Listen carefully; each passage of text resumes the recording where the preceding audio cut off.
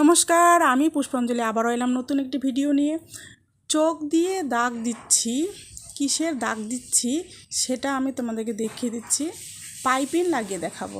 যারা একদম নতুন স্টুডেন্ট, চারকোনা গলা বা পান গলা বা স্টার নেকে না, মানে কোনাগুলোতে ওদের ফিনিশিং আসে না, ওদের অসুবিধা হয়।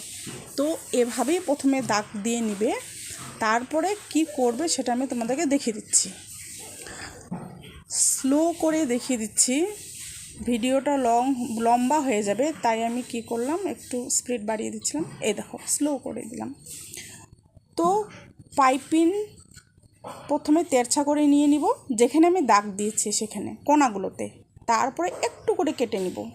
কেটে নিয়ে সুচ নিচেই থাকবে নামানো, চাপটা উঠিয়ে নিব, তারপরে এরকম বেঁকা করে নিব। দেখো কোনা কি সুন্দর বসছে। আবার সেলাই করব, আবার দেখো দেখিয়ে দিচ্ছি।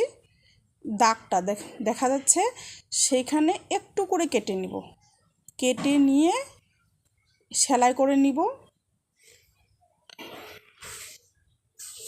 সুচ নিচে নামানো থাকবে, আর চাপ উঠিয়ে কাপড়টাকে ঘুরিয়ে নিব। কাপড় আর পাইপিং একসঙ্গে ঘুরিয়ে নিব। দেখো বেঁকা করে ঘুরিয়ে নিলাম, বাস সেলাই করে নাও, হয়ে গেল।